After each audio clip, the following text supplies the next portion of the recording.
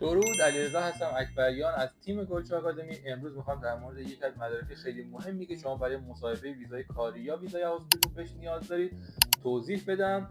اون مدرکی نیست جز پیش تاییدیه. پس با من همراه باشید تا توضیحات کامل رو بشنوید. اگرم تا الان کانال ما رو سابسکرایب نکردید این کار رو انجام بدید تا ویدیوهای قبلی و بعدی ما رو از دست ندید و همینطور سابسکرایب کردن شما به ما انرژی و انگیزه بیشتری میده برای تولید محتواهای آینده.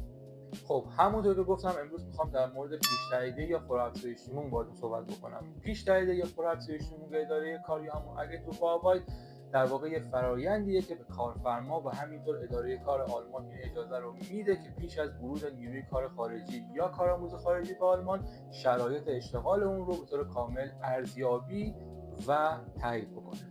در واقع در طی این فرآیند اداره کار آلمان میاد بررسی میکنه که شرایط و حقوق کاری با استانداردهای آلمان کاملا مطابقت داره و اون شخص هم شخص مناسبی برای پوزیشنی هستش که براش قرارداد گرفته. خب حالا نکته اینجاست که شما در صورتی نیاز به ارائه پیش تایید در زمان مصاحبتتون دارید که قرارداد کاری داشته باشید و حقوق دریافتی شما کمتر از بلو کارت باشه. اگه حقوق شما به اندازه بلو کارت باشه در این صورت نیازی به ارائه پیش تاییدیه ندارید. این فرآیند مناسب افرادی هستش که مجرد باشن یا با وجود متعهد بودن بخوان به صورت تنها تشکیل پرونده بدن. اگه شما پیوست داشته باشید و برای پیوستاتون بخواید به صورت همزمان با خودتون تشکیل پرونده بدید از یه رویه دیگه استفاده میشه که تو ادامه ویدیو بهتون میگم. صدور پیش تاییدیه بایستی درخواستش از سمت کارفرمای شما صادر بشه.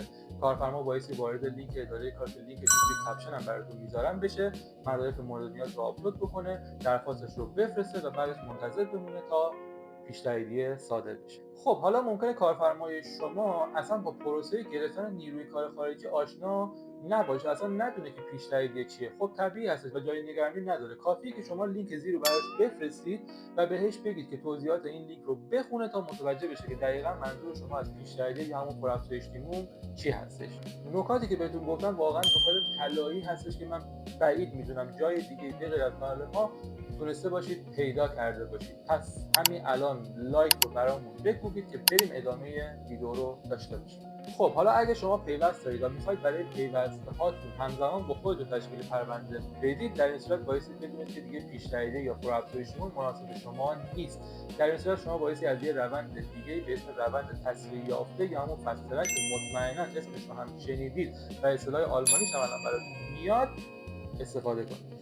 خب روند تسریع یافته یا فست ترک در واقع از طریق کارفرما با همکاری اداره مهاجرت یا محافظت برده انجام میشه. کارفرما بایستی از طریق لینک اداره مهاجرت درخواست شما رو ثبت بکنه، مدارک مورد نیاز رو آپلود بکنه و بعدش منتظر بمونه تا فست ترک شما صادر بشه که به دست شما برسه و در زمان مصاحبتتون ارائه بدید. خب حالا نکته‌ای که هست با توجه به اینکه توی فست ترک اسامی مربوط به پیوست‌ها هم بایستی نوشته بشه، ممکنه که اداره مهاجرت یه سری مدارک تکمیلی مربوط به پیوست‌ها رو هم از کارفرما بخواد.